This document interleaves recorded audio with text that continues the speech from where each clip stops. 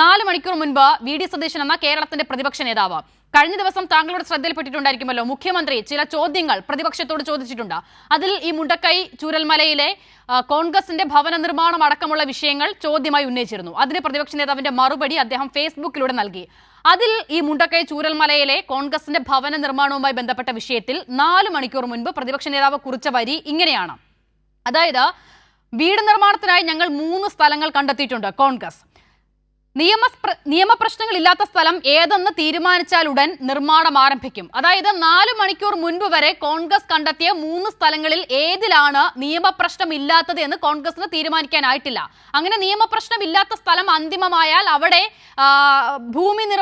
വീട് നിർമ്മാണം ആരംഭിക്കുമെന്ന് 4 മണിക്കൂർ മുൻപ് പ്രതിപക്ഷ നേതാവ് പറയുമ്പോൾ ഏത് ഭൂമിക്ക് അഡ്വാൻസ് കൊടുത്ത കഥയാണ് ടി സിദ്ദീഖ് പറയുന്നത്? 4 മണിക്കൂർ കൊണ്ട് ഈ 3 ഭൂമിയുടെയും എല്ലാ പ്രശ്നങ്ങളും മനസ്സിലാക്കി അഡ്വാൻസ് കൊടുത്തു എന്നാണോ, അതോ ഈ 3 ഭൂമിക്കും അഡ്വാൻസ് കൊടുത്തു വെച്ചിട്ടുണ്ടെന്നാണോ? അസിത ചോദിച്ച ചോദ്യത്തിനോട് എനിക്ക് 2 മറുപടി പറയാനുണ്ട്. ഒന്ന്, അസിത ആദ്യം ചോദിച്ചു, ഞങ്ങള് അതിനകത്ത് തെരഞ്ഞെടുപ്പിന് തൊട്ട് തലേദിവസം ഞങ്ങൾ വഞ്ചനാപരമായ ഒരു നിലപാടാണോ സ്വീകരിച്ചത്? അപ്പോൾ ഞാൻ തിരിച്ചങ്ങോട്ട് ചോദിക്കട്ടെ. ഇന്നത്തെ പത്രങ്ങളിലും ഇന്നും ഇന്നലെയൊക്കെ ആയിട്ട് പത്രങ്ങളിൽ വലിയ വെണ്ടക്ക അക്ഷരത്തിൽ വാർത്തയുണ്ട്.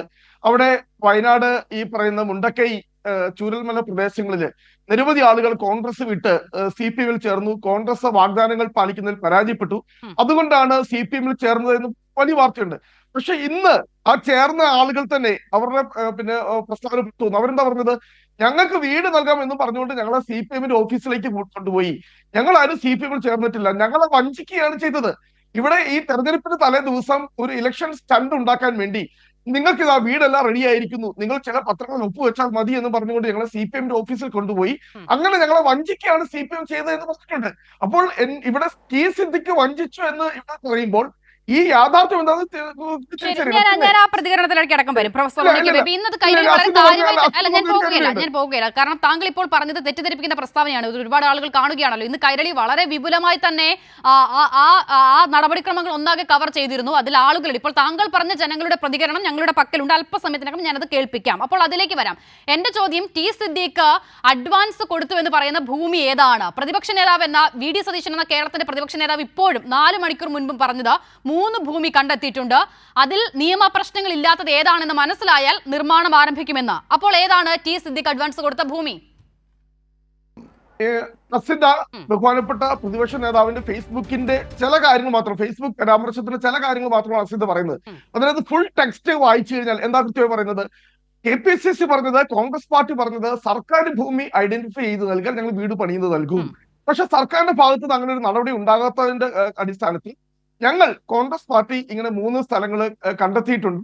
അതിന്റെ അകത്ത്, കാരണം നമുക്കറിയാം, പെട്ടെന്ന് നമുക്ക് ഒരു സ്ഥലത്തിന് ഗ്യാരണ്ടി കൊടുക്കാനായിട്ട് കഴിയില്ല, അഡ്വാൻസ് ചെയ്യാനായിട്ട് കഴിയില്ല. കാരണം അതിന്റെ മുന്നാധാരങ്ങൾ ഉൾപ്പെടെ, അതിന്റെ ഈ പറയുന്ന ബാധ്യതകൾ ഉൾപ്പെടെ, കാരണം നമുക്ക് വില്ലേജിലെല്ലാം പോയി പരിശോധിച്ച് അതിനകത്ത് ഏറ്റവും സ്യൂട്ടബിൾ ആയിട്ടുള്ള സ്ഥലം ഏതാണെന്നുള്ളത് അവിടെ വയനാട് DCC-യും ബഹുമാനപ്പെട്ട ടി സിദ്ദിഖ് MLA-യും കൂടി ഏകദേശം കണ്ട് ധാരണയായി വെച്ചിട്ടുണ്ട്.